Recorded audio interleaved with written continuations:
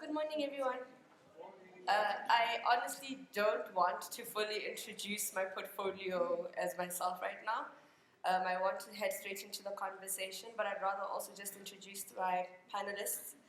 On my closer left is Adam Msosa, who's a researcher from Malawi. Gugu McLaren, who's the head of social transformation from the National Business Initiative South Africa, as well as Nandim Sazani, who's a manager of Plus, the LGBTI business network in South Africa. Before I begin, actually, I'd like to also note that there's a wealth of knowledge in the audience. And even though I'm going to be posing questions to the panel, I'd also like for you guys to inscribe some of the questions yourselves to be able to answer, because I'd like this space to be a deeply retrospective space when you talk about allyship. I noticed particularly in any freedom movement, we need allies to advance equality. In the independence movement in the colonial period, African countries that were independent African countries that were colonized utilized the independence of other African countries to seek equity. In the feminist movement on a global level, women seek men who did have an understanding of gender equality issues to advance the feminist movement. In the movement of the environment, of climate change, there was a reliance on scientists, a reliance on human rights activists, teachers, and entrepreneurs to diversify extractive economies to focus on green economies. This is no different for the queer movement. Within our movement, we do depend on different structures of power to advance ourselves in attaining equality. However, what makes the queer movement unique is the extreme trust deficit between allies and queer persons. The power structures, particularly power structures around funding and finance, that have been used to weaponize queer experiences. And we tend to find ourselves violating each other, and through violating each other, we take away the ability to reconcile, to apologize, and to seek atonement. And through this conversation, with all the experts in the room, I would like to begin the conversation with you, sir, Alan Msosa, around the structures of power and how allyship, and as an ally, how you tap into the structures of power to advance the movement, but also try to ensure that there's no saviorism complex and dehumanizing of other queer persons. Thank you very much. I'm glad that you've mentioned the issue of power, because at the end of the day, it's also, what we're negotiating here in terms of the welfare of the queer movement is who holds the power as well. And by speaking out, we are trying to balance the axis of power. Let's say in the past, the queer movement didn't have power at all, but we're trying to take part of the power. Now, on how we access or tap into the power, I was thinking of some of the values that we have in Malawi. For example, my colleagues in Malawi would know that we say mutu moto suse zadenga, meaning one ball cannot hold the whole roof. And kukala wili simanta, when you are two or more, it's not that you are afraid, but you can achieve more. And that's where I think complementarity between the queer movement and allies come in. When we talk of allies, I think one important thing that we should try to consider is that an ally, we always think of an ally as a body. I am an ally, but an ally is a process. It's a process. I look at myself in around 2007, 2008, when I started engaging and being concerned about issues about queer rights. I'm totally different from what I am today. So it's a process of learning, a process of integrating, and importantly, a process of unlearning as well. That's how we should look at the ally body, what it symbolizes. It symbolizes a process, and how we allies. I think one way that we try to tap into the power is because we are assumed to be part of the mainstream. We can access some spaces which sometimes queer movement couldn't access. Even if when queer movements can access such spaces, the conversations are slightly different. So I think one thing which is important is complementarity. We should always remember, because I think one of the challenges between an ally and queer people is trying usually to reflect or aspire of who will bring change more. And I think we should accept that sometimes we also misunderstand such such process. And I think we should understand ourselves as complementary. And from the research perspective, I think we should also, speaking as a researcher, we come in to do research in different ways. First, there are different types of researchers. So I have been an academic researcher before, where the purpose is just to produce an academic paper which will be published in an academic space. Then there is, I also embody a pra-academic, what I call a pra-academic, borrowing from my friend, where we do academic research for the purposes of creating practical change. Then there is, pure practical research, where we try to identify a problem so that we can sit down and see how we can use it for advocacy. The importance of data as power is that it, in spaces, especially spaces even the courts, in parliaments, it challenges what we understand as grand narratives. There is a narrative which I am obsessed with, which has inspired one of the research which we have done in Malawi and we launched yesterday on public attitudes about homosexuality, is that Africans are not are opposed to homosexuality. But then we have to ask, what does that mean? Because data as power, it shows us that it is not an absolute truth. And I think that is where allies, come in. If I can just, from an ally perspective generally, but also as an ally researcher, I think, one other thing which we should remember is that we also are dealing with, because, we are dealing with, engaging with the queer space, we are usually also treated as moral suspects. So we are also trying to deal with different battles. We are first trying to reflect how we can evolve and learn and engage and know the queer community, but at the same time, we are also fighting other battles. In my case, I would be fighting a battle of being a moral suspect for engaging with the queer movement. Then I also embody being a moral suspect for keeping long hair, for example, in the Malawian context.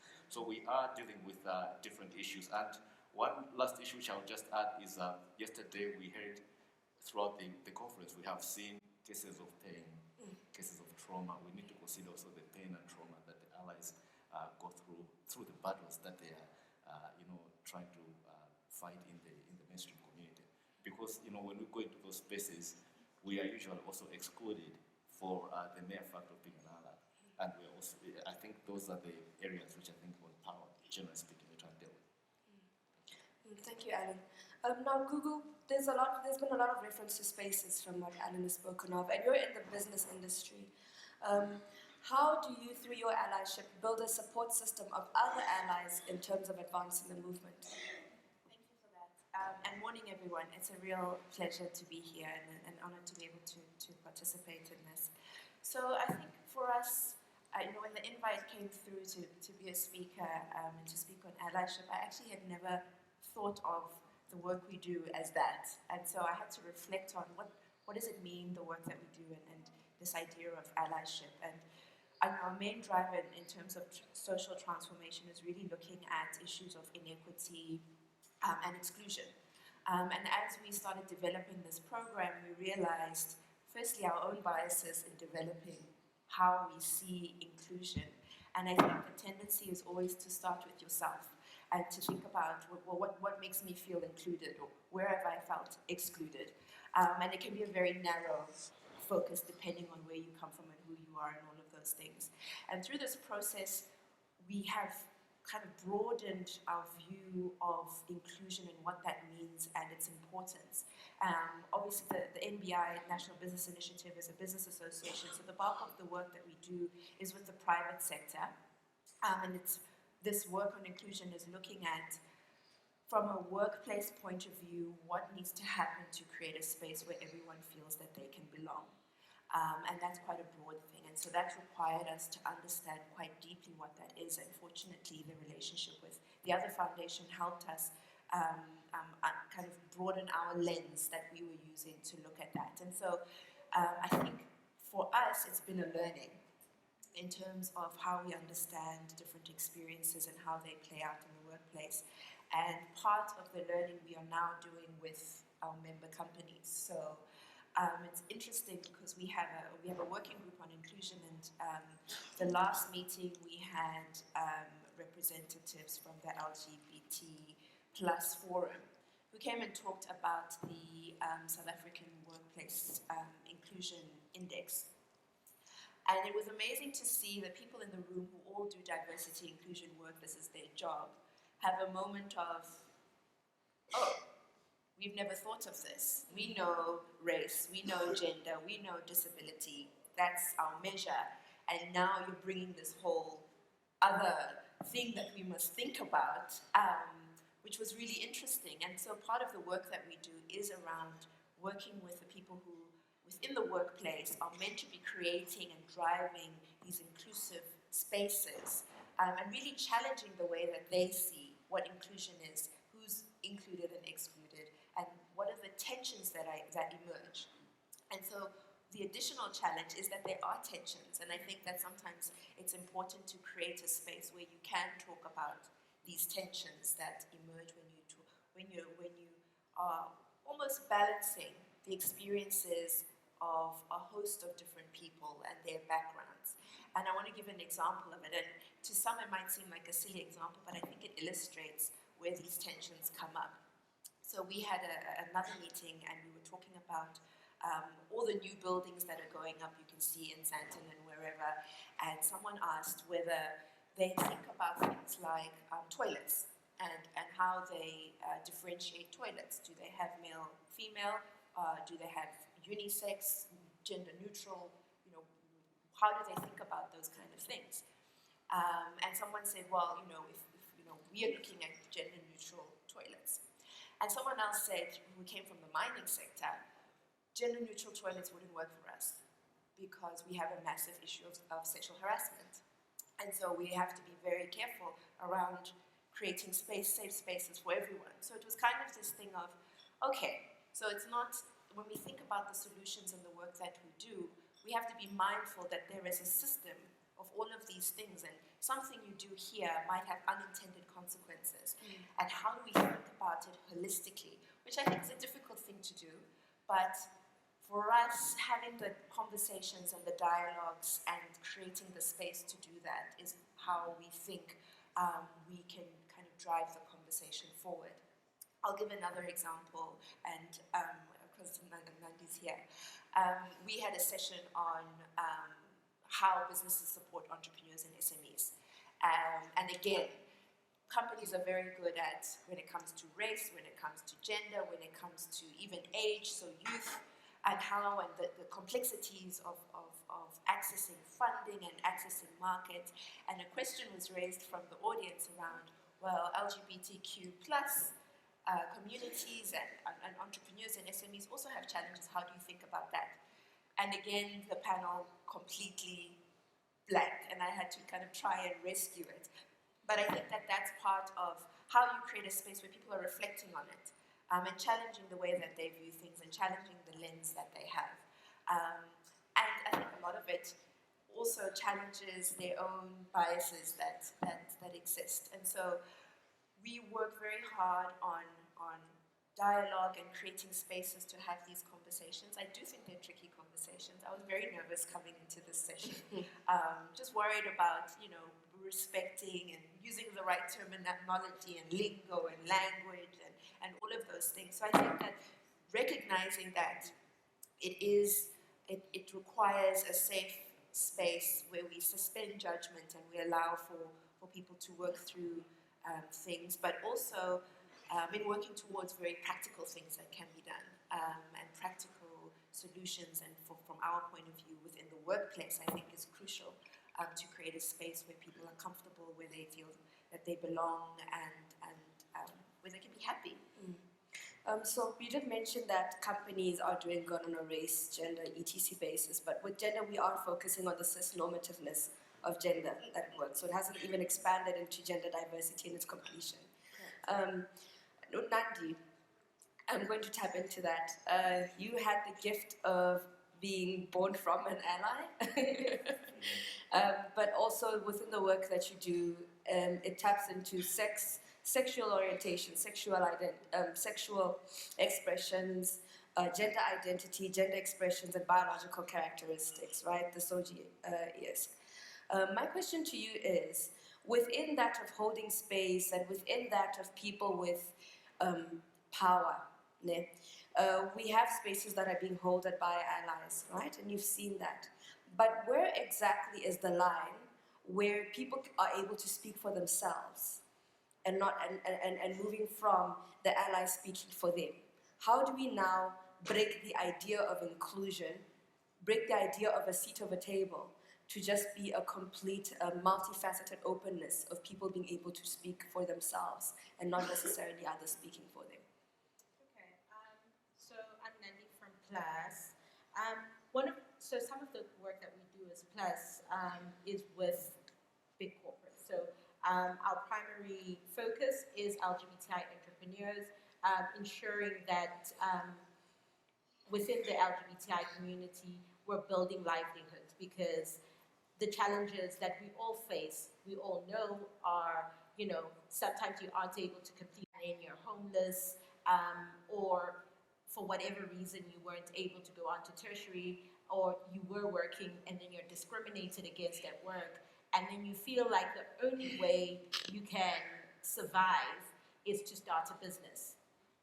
And so this is the work that we do at Plus, is really helping LGBTI entrepreneurs, whether it's from the startup phase or they've already started a business and they're struggling with access to market or access to finance. And part of what we're doing with corporates is really focusing our work on how do we enable LGBTI entrepreneurs to access supply chains within corporates.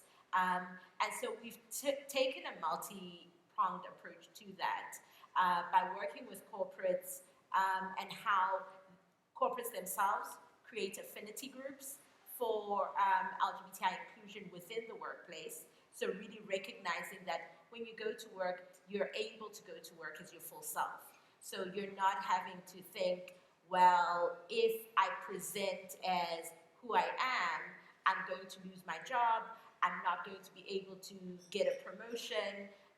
There's certain things that, because of how I look or how I express or how I present, this is going to make me be looked at in a particular way in the workplace. And so we work with companies who have already got affinity groups. Most of the time, they may have affinity groups in their businesses in Europe or the US, and not in South Africa yet, because a lot of the companies that we work with are multinationals.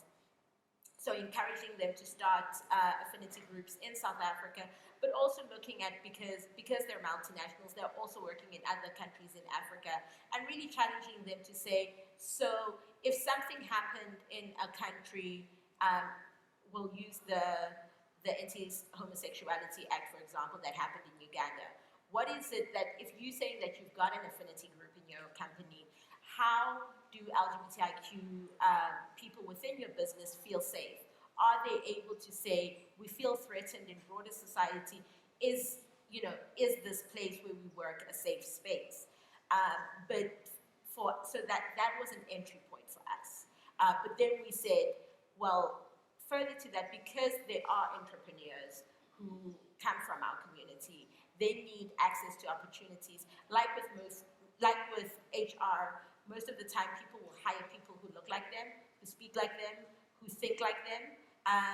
So we began saying, we want to engage with your procurement officers so that even when they're looking to include business within your supply chain, it must only be businesses of people who look like them or speak like them and think, having these, challenging these unconscious biases that people have. So this is some of the work that we're doing in that regard.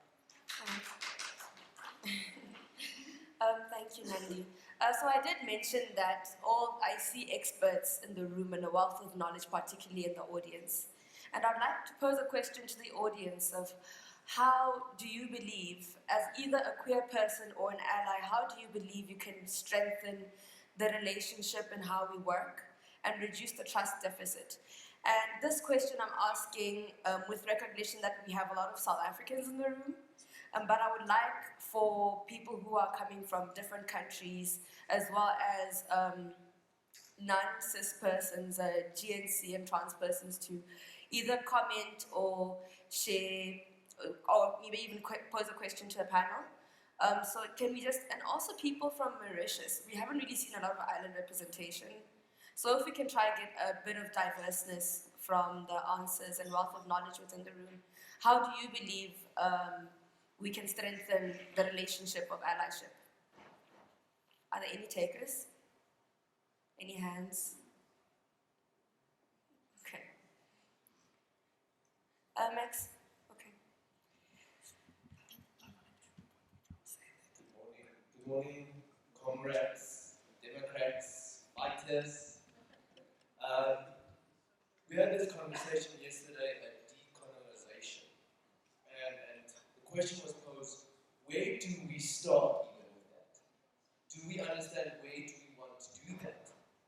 And then another thing was posed, then after decolonization we have to talk about new colonization. So when we talk about how do we strengthen our bonds with allies, I think it starts with properly educating them what we are. I think sometimes they have this Eurosyn syndrome. We're like, yes, I spoke for the LGBT community. I'm fighting for the transgender community. But that's not what we want.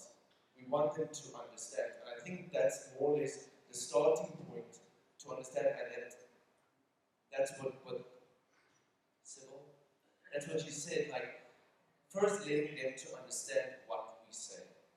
I think that is the starting point, education, because before we can allow them to assist us to be spokespeople, if they don't understand us, they'll take away what we are fighting for and what is our struggle.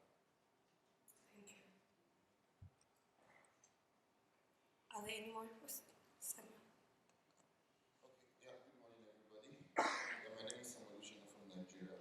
So, this is a very important conversation for me because from my country, we always have this challenge that our allies come to take our space. They come to tap into our resource, and sometimes, because of the skills that they possess, and like you said, because of the privilege they have to be in some spaces that we are not able to be, we feel a kind of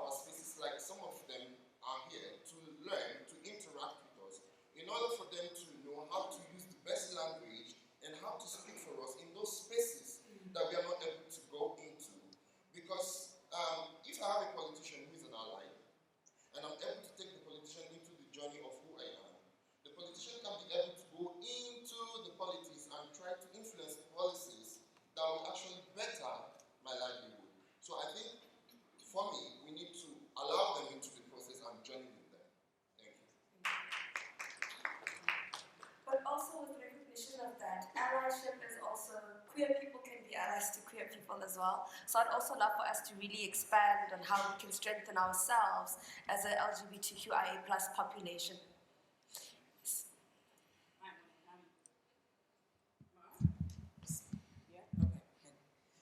So a question for you, Gugu.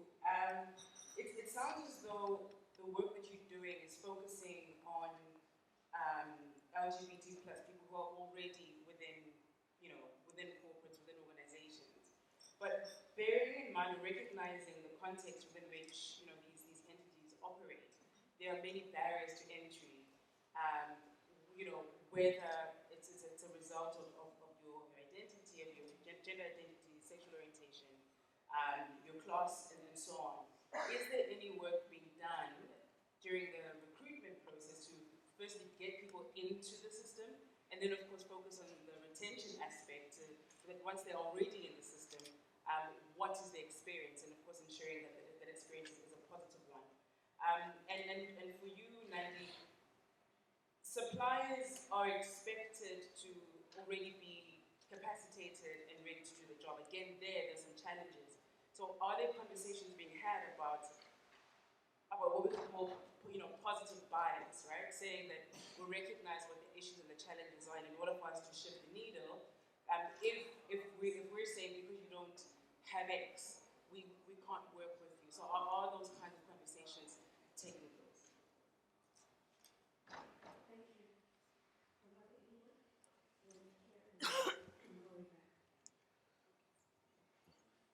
I think on strengthening of allies, I think one approach that would be good is starting with the hanging fruits. The issues that have already been done but maybe are not being capitalized on. One example I was thinking of is the Mahe Declaration that was moved by SADC Parliamentary Forum.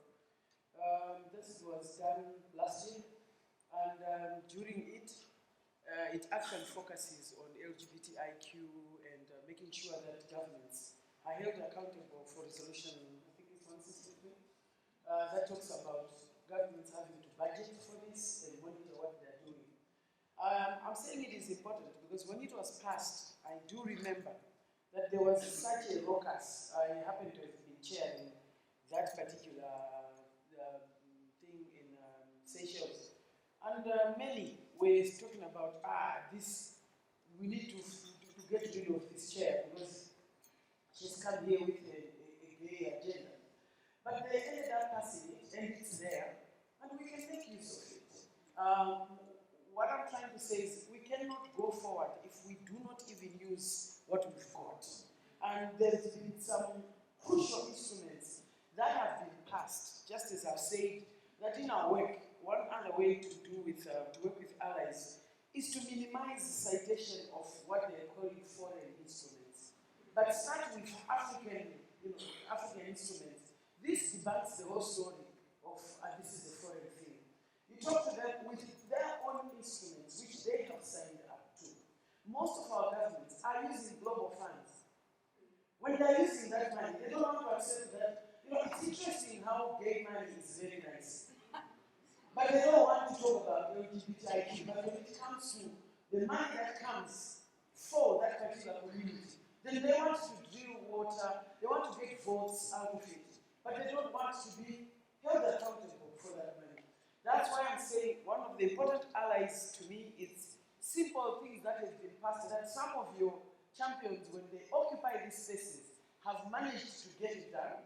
Let's go now and say, it's like you've got a stepping stone that you can now say, if you signed up to the Mahe Declaration, then what does it say? Because at this place, I remember Lesotho very clearly. The speaker from there stood up and said, yeah, the chair for the caucus has received money because every committee say they are gay people. Yet we know that LGBTIQ is a foreign thing. Now, the minute they speak like that, it means their country, your people stood up for you. It means Lesotho stood up and said, yes, we have LGBTIQ. Zimbabwe stood up and said, yeah, we have them. Now, they were going crazy as speakers because they have to report to the presidents. And we told them, this is a parliament. We answer to the people. We don't answer to the boys' club. And as far as we are concerned, we are going to tell you what the citizens are saying. And I'm happy that you can see something is happening. We are here together with my sister here. We were together at the Mahir Declaration. But let's use it. Let's now see you guys hold them accountable for what we are trying to push in these different spaces. But the problem is most of them end up in the cupboards. They don't get used. They don't get invoked. Let us make use of them and stand up and say, who asked this? And when we say it's you, then can we have a budget that follows what is it that you're saying? Because there's no point just saying, we accept you, yet you're not budgeting to save our lives. And in the democracies we live in, what does not put money on will not work. It won't be measured, it will not be registered, those lives will not be saved. So first, let's get it registered. Second, can the monies be put to save the lives of those human beings? And how do you do it? Invoking the instruments that have been passed.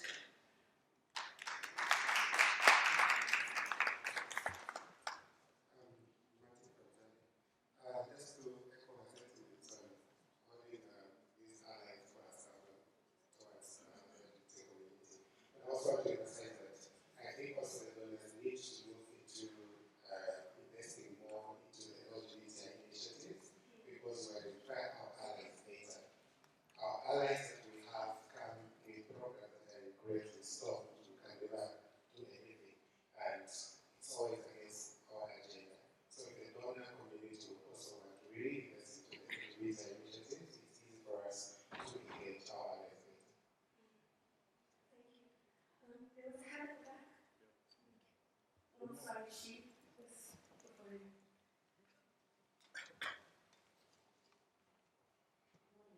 My name is Ophelia Kenyacha from Uganda. So my comment about the scholarship thing is as follows. I think that it's very mean and problematic to put the burden on the oppressed people to do that teaching.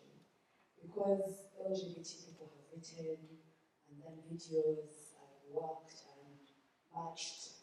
So if you come into a space to be an ally, you cannot come and say, please teach me. Because it's not really good in there. I think that by virtue of deciding to take up that space as an ally, you carry the responsibility, and that it's your responsibility to make that effort, and not to ask people who are already being oppressed to also make the effort for you and to make you feel better.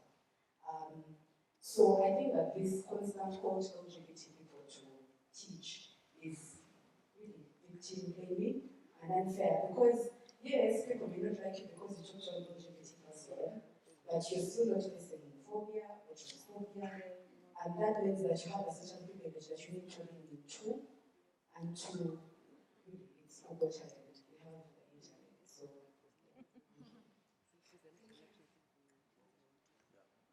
Good morning, everyone. I am Jean-Guy Kwimi from CWS. No, I just wanted to make a point on the frustration that could happen when we are trying to build allyship, maybe with the business community or maybe the fair leaders who are not yet with us. I think one of the things that we could think of is to say, at the end of the day, we are doing a sort of transaction. What is our interest and what is also the interest of our targets. So try to find a common point of interest to be able to approach them and go from there to build on. I really appreciate the idea of process. So building allyship is a process where we should be also patient, and we should also demonstrate certain skill, like maybe communication skill. We should be able to listen to our targets and to move forward. I think it's very important that we do a sort of research on who we are targeting and be able to identify maybe issue of intersectionality. For instance, want to talk to maybe a fair leader. And most of the time, this issue of social justice is an important point in fair communities. And how to go from the issue of social justice that could talk to maybe GBV or other violation of human rights to maybe introduce the topic of LGBTI. So be able to identify those area of common dialogue to be able to build on. That is one of the tactics that has been working for us. Thank you very much.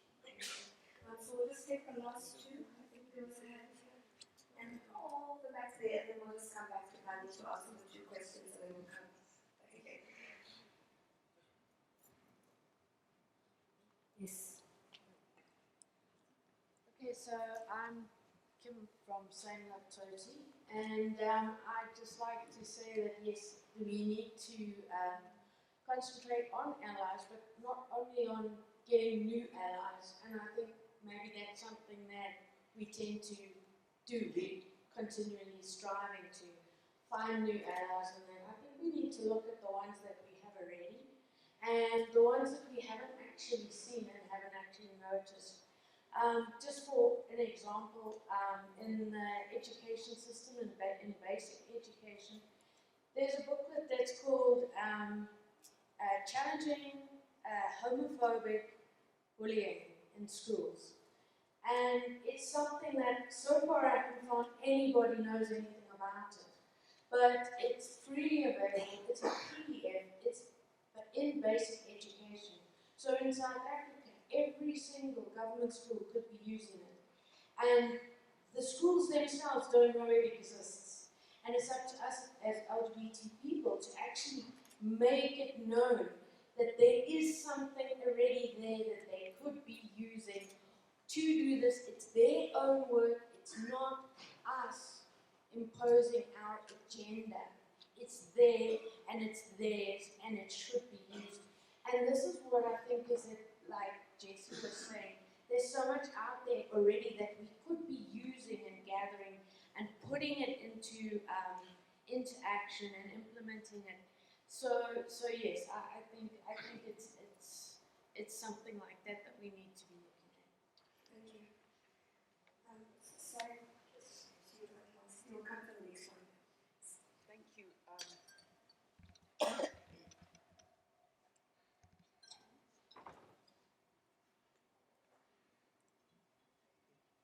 Thank you very much. My name is Bella. I'm from Zimbabwe. I'd like to trouble the notion that allies live in the perfect world that we should move towards. And I want to position our space as the utopia, right? And I want to position us in this room as the beautiful ones that allies should be moving towards. So I think we need to have a very different conversation about who needs to be moving where and doing what work in which direction. Thank you very much. Thank you, Bella. Continuing what you said, because I think you raised a very great point. Essentially, the work that we're doing is challenging and dismantling patriarchy.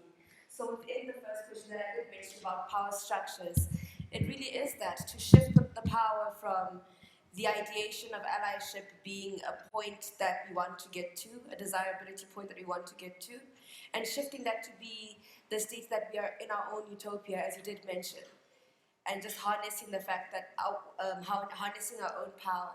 So with that being said, particularly as queer persons who are allies to each other, how can we strengthen ourselves as the LGBTQI population? And utilizing the word population and not community, because there's a hell of a lot of us, you know. There were two questions posed, one each for the both of you. Are you willing to answer? Great, thank you. So the question around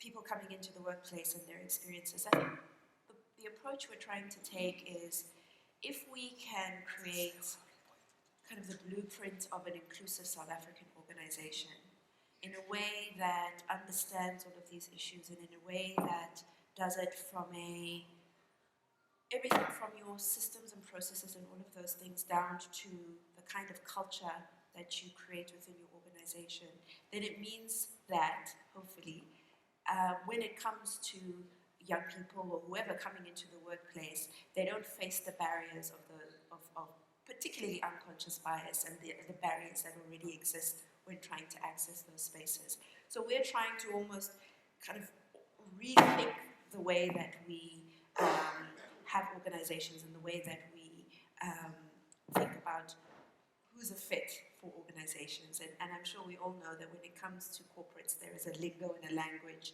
for how we talk about people who don't fit. It's not a cultural fit, or things like that, and how we challenge those ideas in broadening this idea of the value of everyone that comes into the workplace. And I just want to touch on Vera's point as it kind of relates to this. Yesterday, I had the pleasure of being in a seminar with a professor from WITS, Diversity and Inclusion, and he opened my eyes to this whole idea of the other and where it emerged from, and took us way back to 1492, where this idea of the other emerged. And prior to that, this diversity and difference and all these things that we think are new are not new at all. All of this diversity has existed forever. But at some point in our history, the idea of what was the norm and what was other became the dominant kind of narrative, and that has taken us through history. So this idea of a white, male, heterosexual, able-bodied, within a capitalist system, became the central thing, and everything else was other and feared and pushed out and moved away. And I think that what we're trying to do is almost get back to a place where actually we had different religions and we had different sexualities and we had different concepts and ideas around gender identity and all of these different things. And it's just a weird space that we're in, that we're fighting for something that occurs so naturally, and so it's part of the joy of the world, really, is this diversity, and we're fighting to get back to it. So Vera's point is a very interesting one to reflect on. And very lastly, just to say that when it comes to kind of our approach in terms of the spaces that we have, and this idea of allyship, I think is less for us to speak on behalf of, but more to ensure that the space is representative, and to ensure that if we have speakers or if we have participants or if we have processes and research that we're doing, that we're ensuring that it's a representative process, as opposed to believing that we can speak on behalf of populations. Thank you. So, for your question, Sebenzile, so part of the work, so it's going to be twofold. I'll answer even what you asked Gugu. So we work with a roundtable as Plus, which has various different businesses, and we believe that it's important not only to have buy-in from the C-suite, but also it's important to have buy-in from HR, because those are the people who deal mostly with, so they are the interface between, whether it's LGBTI professionals, or it is, and this is why we also work with the procurement managers, who then are, they are client-facing with the suppliers.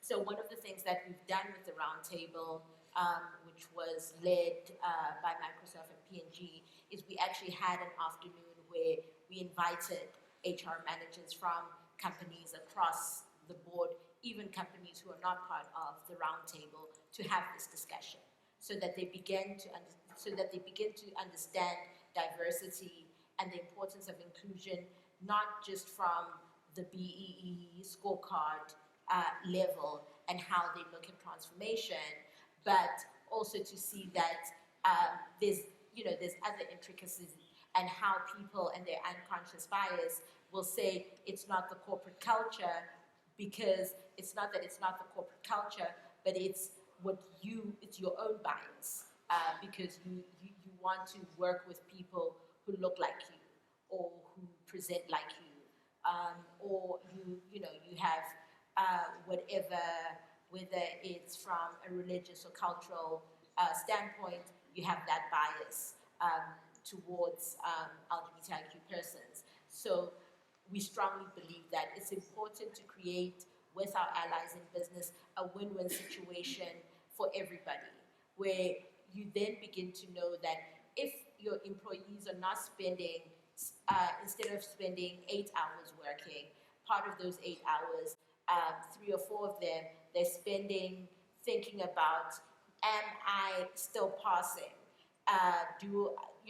Is how I'm talking too high pitched, or is how I'm presenting in a way that's going to out me? So if they're concerned about being outed the whole day, they're not being productive. And so that, that doesn't benefit the business. So these are the conversations we have, that people should be able to bring their whole selves to work without being afraid that they're going to be judged, they're going to, they're going to be dismissed, or whatever else can happen. The fears that keep people in the closet. And it may be like, so also, I may be in the closet at work, but I'm openly out in other spaces. So what does that mean? If I'm out at a restaurant, who's going to see me? Will a manager see me?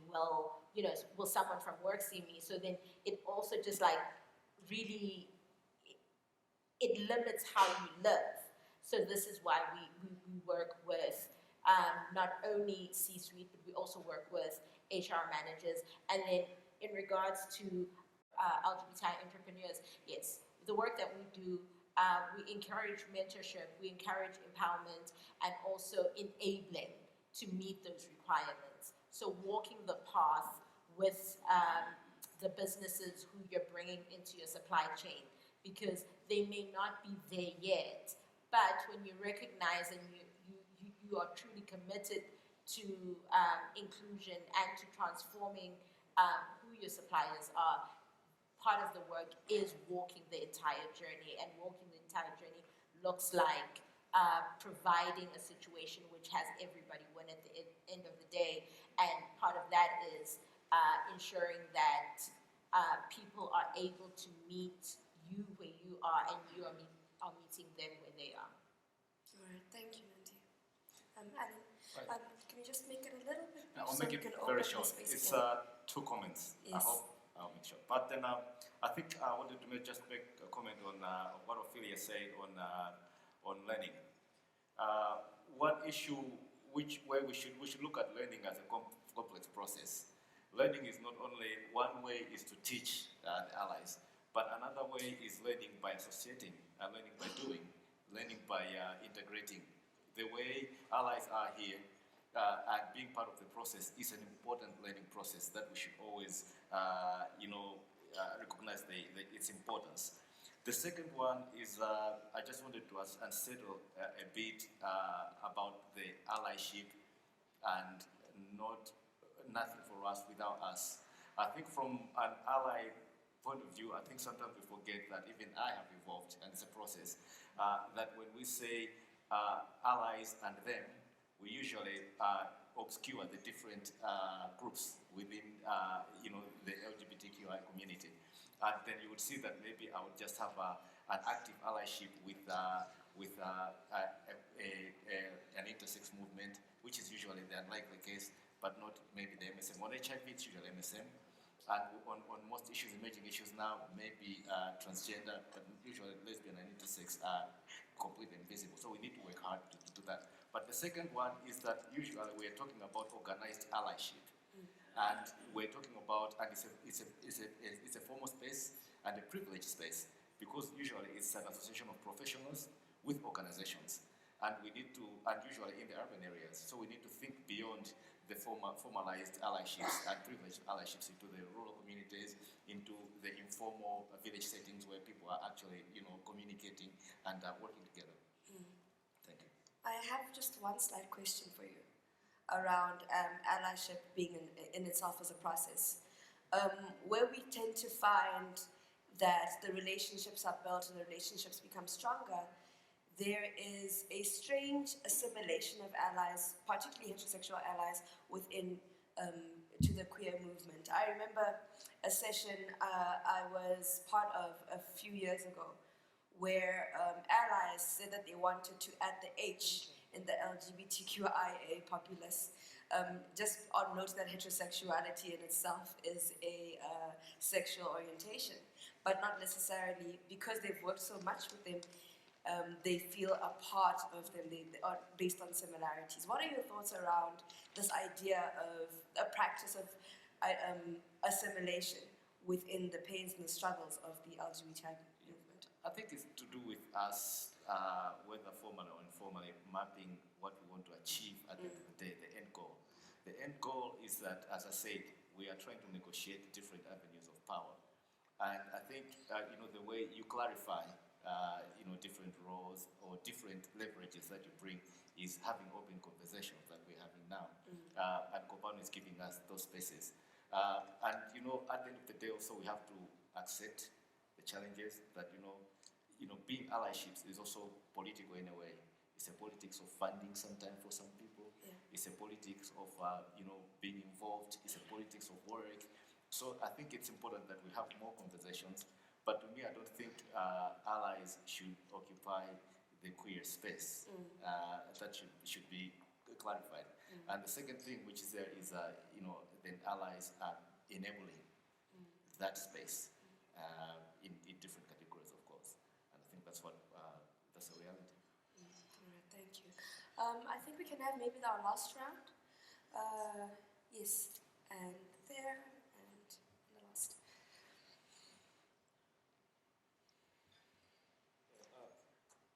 Hello everyone. My name is Jackson from Kenya. And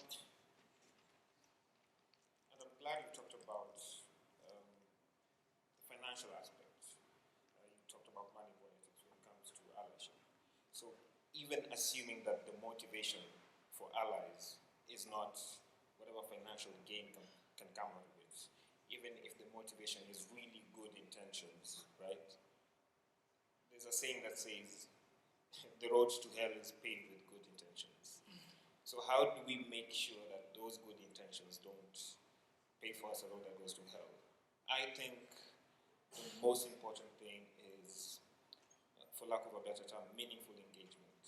And this is from the time you have an idea on your head that this thing could really work for queer people, that thought at that stage should be shared with queer people.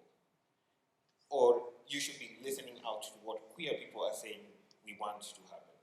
Because we've seen so many times people coming up with good projects, then they have to take a whole 6 months trying to convince queer people to take up this project, spend loads of money. Sometimes they get some money from funders who don't really pay attention to whether it's needs-based, and resources are wasted on resources that could actually be put to work in other ways. So I think that's the first thing that needs to happen. Making sure that the ideation, making sure that the conceptualization, making sure that every step of everything that an ally wants to do really has 100% endorsement from the queer community. Thank you. Yes, okay, I see you. My name is Anthony. I'm also from Kenya. I don't know why we're sitting together mingling. But I live in South Africa. So yesterday, something came up yesterday that I thought was quite profound.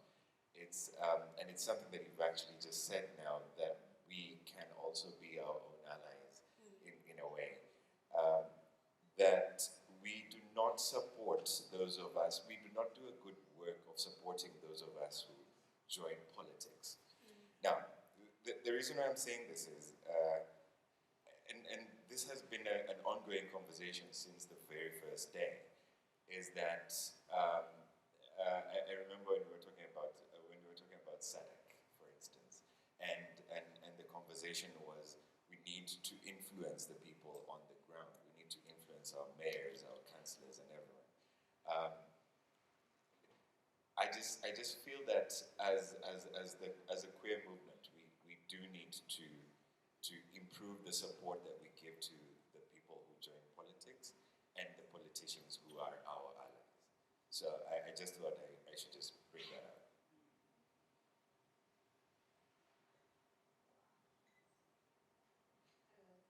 Hello, my name is Mary from Zimbabwe.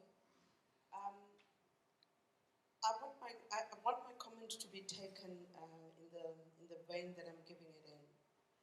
I still have a bit of a problem with the whole teaching thing, because I honestly feel that I now am the patient as well as the doctor. It doesn't work. That's my first point. My second point is, I think we should always be aware of who our allies are and who they were. Because a lot of the allies that are coming in now are the very people that kept us out of certain spaces. So we need, and the funders need to also be aware of that. Because I would have told you who keeps me out of a space. So when that person comes to you for money, saying that they work with me, I think you have an obligation to question them about that. Because it's just not fair. It's almost like our allies are just being given all this money and we are being forced to work with them only because of the financial need. And they are benefiting because they've got the capacity and they've got you on their side. And that is not fair, because this is my story. But you're giving somebody else money to hear my story and work on my story, take care of my life.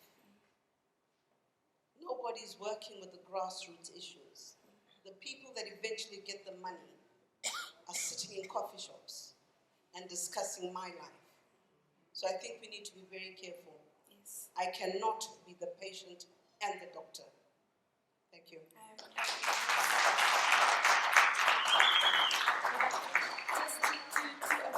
To affirm your point, I have a colleague that I work with in Black Queer Docs called Kupano Mahashula, and they noted the major issue of allyship and money, and that it feels like we're buying love and we're buying acceptance from allies.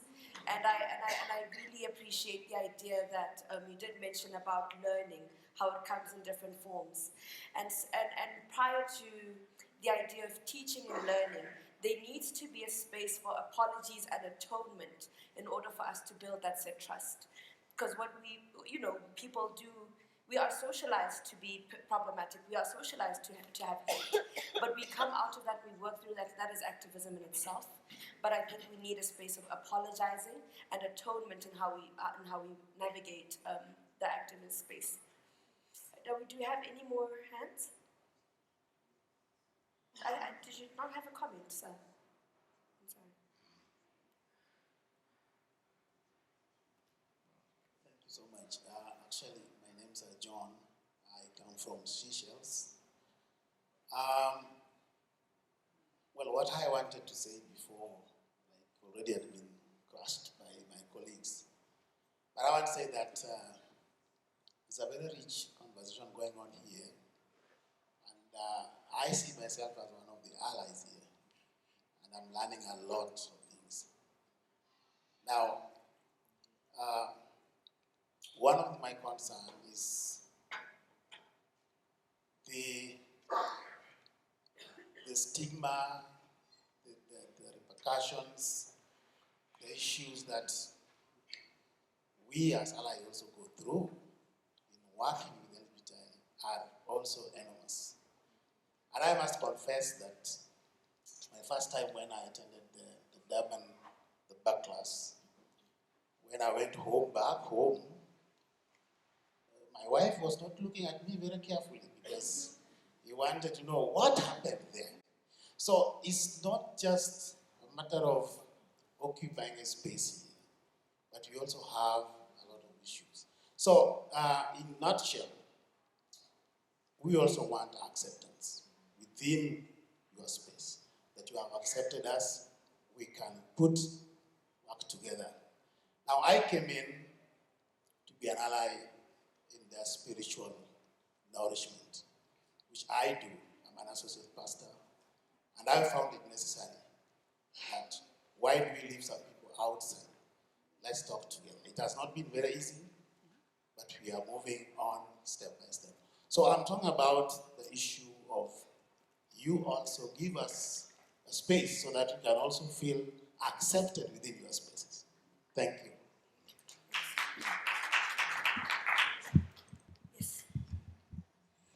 Good morning, my name is Miguel. Probably what I'm going to say is not going to be very popular. It's not going to draw a lot of applause, but I'm a bit bothered by this notion that... Sorry. You're saying you're going to say something a bit problematic? That probably is not going to be very popular and not going to draw a lot of applause. Okay. But I'm a bit bothered by the notion that the relationship between allies and our community or our population is a one-way street in which we know everything about ourselves, we know everything about what we need for ourselves, and allies know nothing. And we need to teach them everything.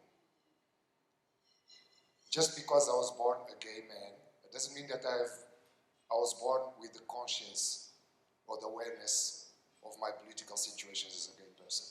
I also need to learn from those who are not part of the community, but have developed political strategies in other spaces of other struggles for human rights. You know, the women's movement, the feminist movement, the trade union movement, we also need to learn from them. I was not born an activist. I learned it from somebody, and probably not from someone from the community. I was not born with the tools that I need to organize, to lead, to strategize, and I'm going to learn from others. So this notion that because I was born gay and have lived experience as a gay person, automatically makes me a know-all and teach all, and everybody else needs to listen to me, and I don't need to listen to them. I think it's a bit problematic. Okay, so that's what I wanted to say.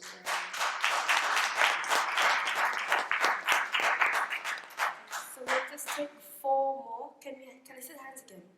The 2 here and the 2 here. Yeah. Good morning. Yeah, it's with a heavy heart that I stand to say that the discussion is really heart-wearing. Some of us have come from a long way being allies, but we have suffered by contagion. What some of us have lost in our lives from a professional point of view, we suffer both sides. Let's be honest, the backlash is on both sides. You stand in the middle of people you think they will accept you, they reject you. You go the other side, they are calling you a gay person. This pain we bear every day is really pain that perhaps our friends, we would call friends and partners in the journey, would not realize the loss we suffer. I want to beg this house that perhaps we should create a journey of walking together, where that pain that the LGBTIQ plus community suffers is the pain we suffer too. Perhaps I take solace on the plus, because sometimes I find myself, I associate myself with the plus. So let's be realistic. Some of us have lost more than the things that people feel that we've gained. It's a painful journey, and even our families suffer, not just us. I stand with my fellow clergy on the queue, they call me, what are you gay priests doing here? And that's the pain somebody who is on the other side will equally feel when they are called such. I have personally lost all my credentials in the church at times, where my bishop would say, I will not accept you to celebrate Mass because you stand with gay people. You stand with the LGBTQ plus people. And up to now, you can't comprehend why you should be suffering because you associate with fellow human beings. And yet, the call that I bear is to carry each other's burden. Thank you.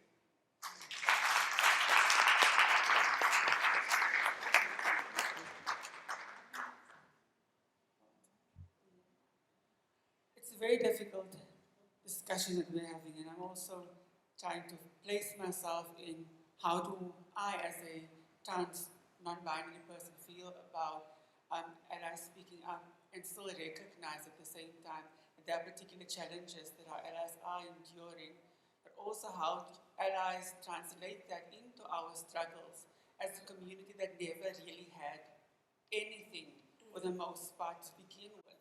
So we're talking about loss, but for us, it was never, for the most part, there's never been things to lose.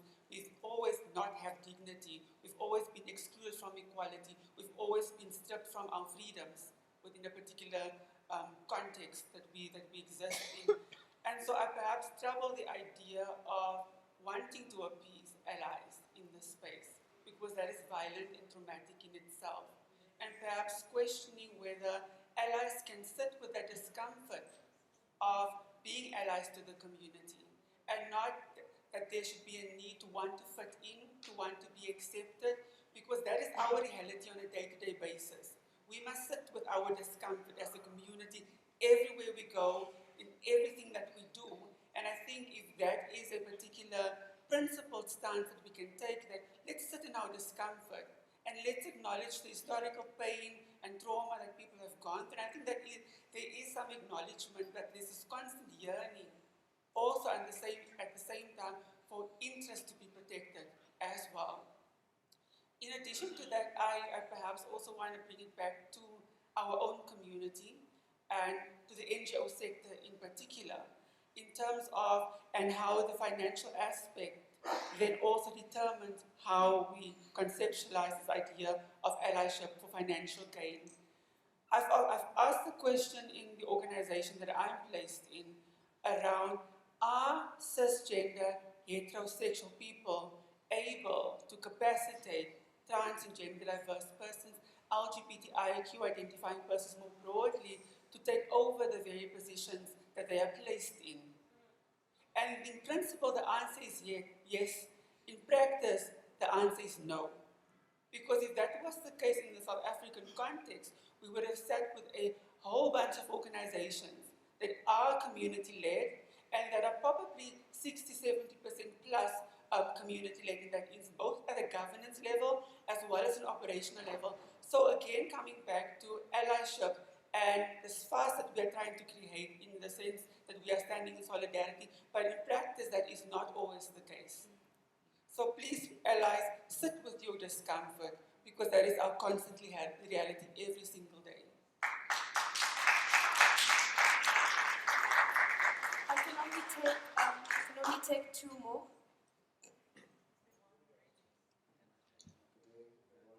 Hello, my name is Abundila Machila. I think I resonate with the difficulty of the conversation at the moment. And then I also want to look at it as a way of placing us, and I like what Bella mentioned about this space being a utopia, because perhaps it does encompass a lot of diversity and strengthen that diversity. People who are different who can come together and work together productively towards a common end. And so I like to look at the idea of allies also being inside us, like inside the room, that as a black gender-conforming person, a straight trans person is an ally, or straight trans white person is a possible ally. Not because necessarily that they are closely related, but in the idea that we share an idea of oppression that we would like to emancipate ourselves away from. And that if I am not was born and I've never been pregnant, then I can also stand next to my sister who has lost a baby based on gender-based violence or who was raped. Because the silos that we are fighting against are the ones we are potentially creating once we make sure those barriers of me and the other are set in stone. And I think the idea of allyship is to try and find ways to break those barriers, to say whatever social conditions that create such barriers, and knowing and fully well that we are aligned in the work that we do, we can move past those boundaries. So I'd like to travel that idea of constantly sitting in that suffering of, we are the marginalized, we are the suffering, and you can never understand that suffering. I mean, the very idea of me extending my hand towards you means that there is some needing to understand or need to, or wanting to alleviate part of that suffering. We are all born from mothers who have been through a lot, and so I can't just be silenced because I don't understand the pain of vagina. I do because I lived under that vagina. I engaged that vagina most of my life. So I believe there's a lot more conversation to be said about how we can best move forward together, understanding the issues out there, but more so that we are towards the social justice end or collective. So we need to be able to move ourselves productively and intentionally towards that.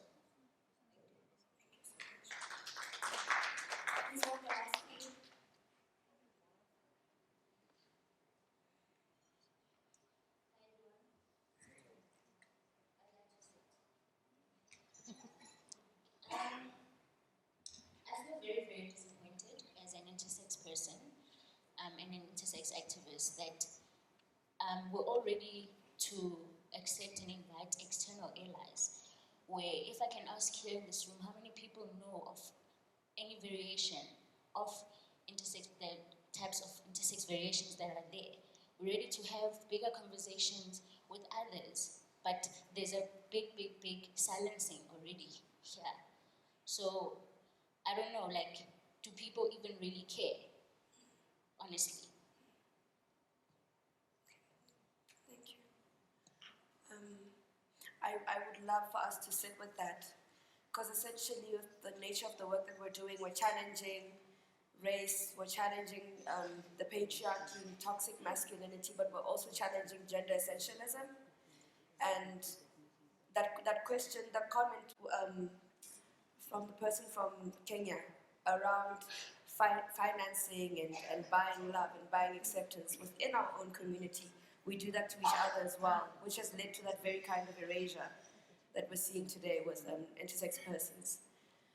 If I may, can just have a closing statement from each of the panelists.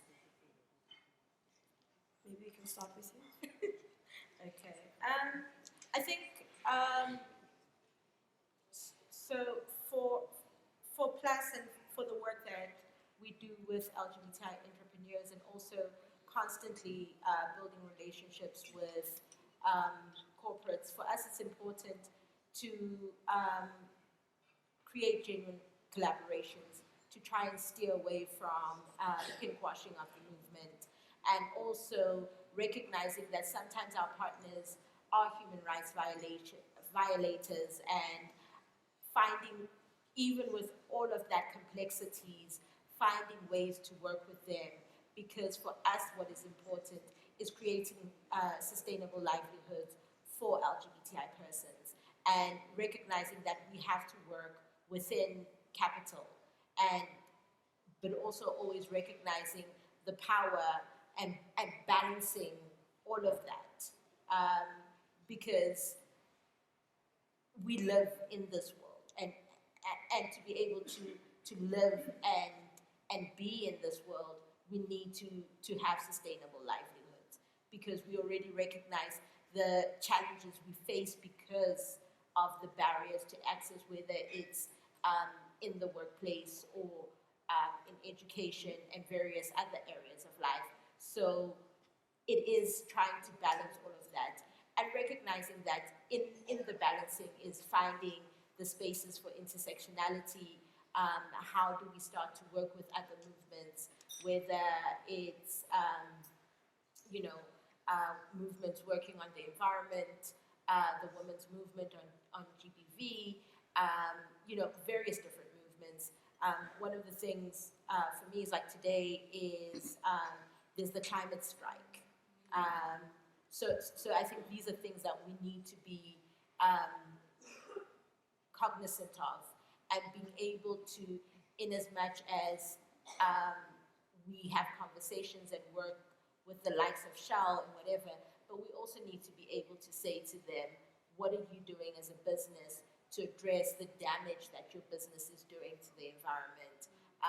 Not in an antagonistic way, but in a way that's saying, you need to be responsible, because if you continue what you're doing, none of us are going to exist, because the environment will be gone where we exist, within which we exist.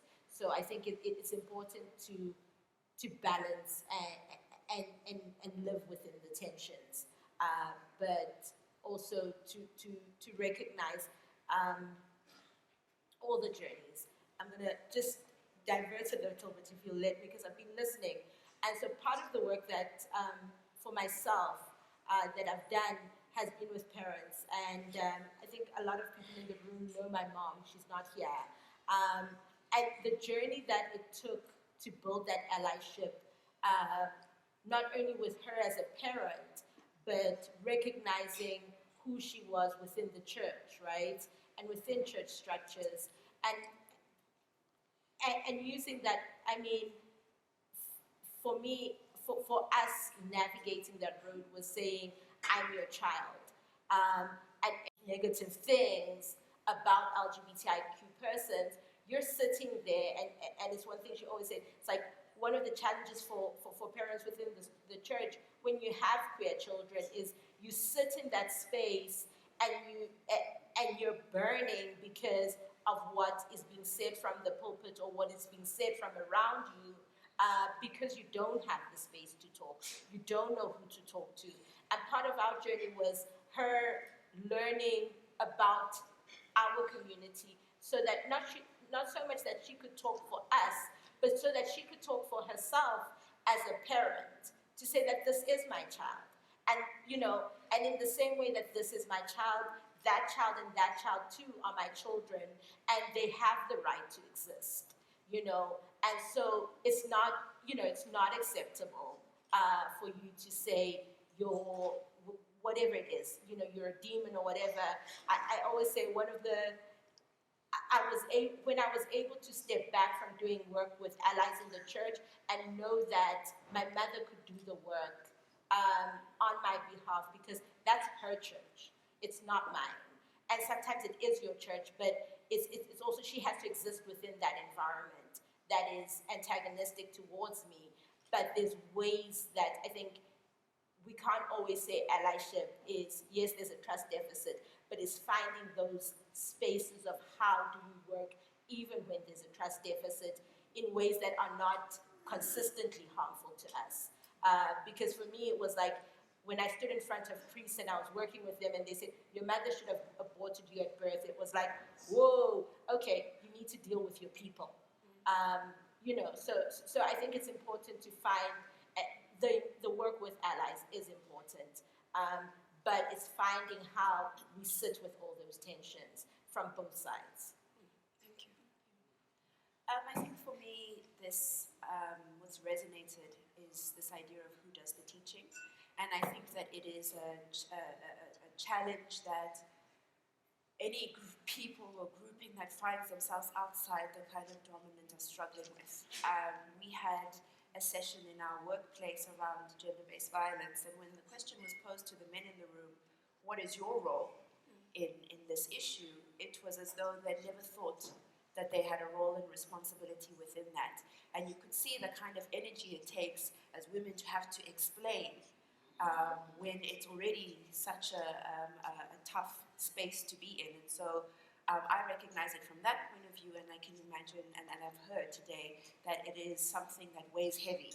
And I think that part of what we're trying to do in the work that we're doing around ensuring that we have representative voices and we are sharing the information, and we're challenging the way that particularly companies are thinking about how they view the workplace and issues of equity and exclusion, is really an opportunity to do that. And I think, again, the approach of, instead of speaking on behalf of, but creating the spaces where there is that representative voice, I think is maybe, in my mind, from today, the right way to go about it, and ensuring that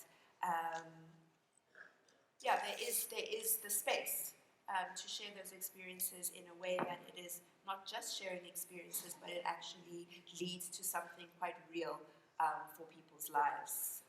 So that is the takeaway. Thank you. Yeah, and briefly, I think my takeaway from just this very process, as a process for learning for me, is in our future work to consult at every stage of the process, preferably much earlier. But the second one is also to deliberately make effort to mainstream bisexual, intersex, and transgender. I think that's a big takeaway, and that's important to me. And as allies, also we embody agency for change when we interact with our families, when we interact with our friends, and when we interact at the workplace and in other political spaces. Thank you. Thank you so much. Thank you, everyone. Can we take it off?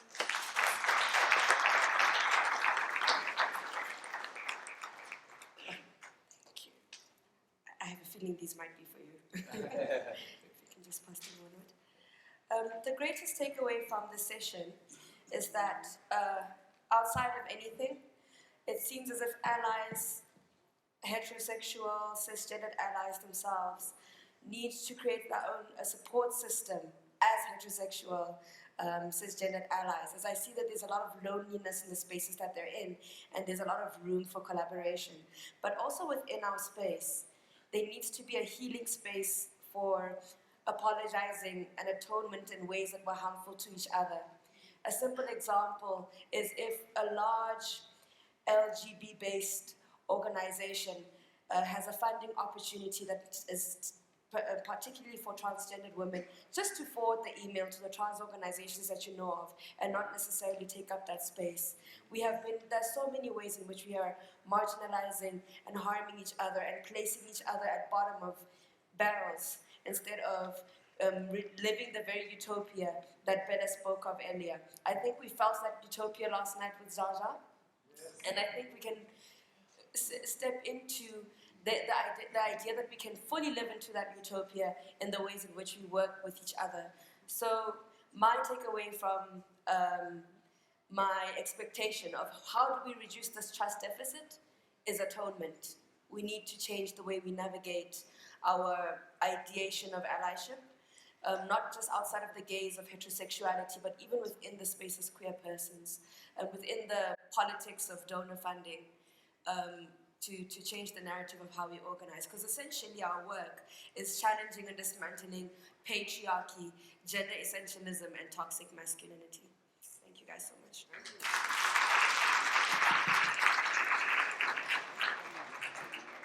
Thank you, Baba, to your panel. I have